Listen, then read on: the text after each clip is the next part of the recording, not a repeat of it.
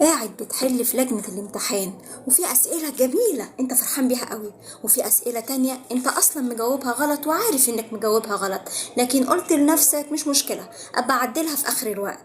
وفي أسئلة تانية انت ما توقعتش أبدا ان يجي سؤال فيها، وقاعد متضايق، أنا ازاي عملت كده في نفسي؟ أنا ليه ما توقعتش سؤال في الحتة دي؟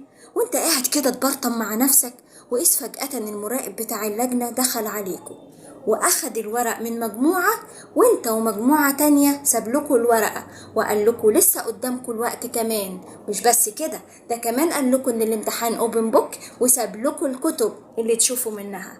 يا ترى بقى هتفرح قوي بالوضع اللي انت بقيت فيه وتركن الكتب على جنب كده وتقعد تلعب شوية وبعد كده تبقى تشوف الامتحان، ولا هتبتدي تراجع الورقة بتاعتك وتشوف الحاجات الصح لا تكون اتسرعت فيها وانت بتجاوب، الحاجات الغلط تبتدي تصلحها بقى ما انت معاك الكتاب، الحاجات اللي ما توقعتهاش تفكر بقى فيها في حل.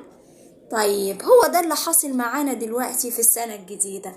احنا طبعا عمرنا بيبدأ بالسنة الميلادية، يعني عمرنا زايد سنة. في ناس كانوا معانا في السنة اللي فاتت وخلص عمرهم لحد كده وربنا يرحمهم ويغفر لهم، واحنا ربنا ادانا فرصة تانية ان احنا نظبط الامتحان بتاعنا. يا ترى بقى هنبتدي نقول بكرة هنعمل الحاجة دي، ولا هنراجع بقى في ورقتنا ونبتدي نعدل في حاجاتنا الصح ونخليها صح الصح، والحاجات الغلط نستغفر ربنا عليها ونبتدي نكتب الإجابة الصحيحة، والحاجات اللي ما توقعناش إن يجي سؤال فيها أدي معانا الكتب وابدأ نذاكر ونعرف نحل الحاجة صح؟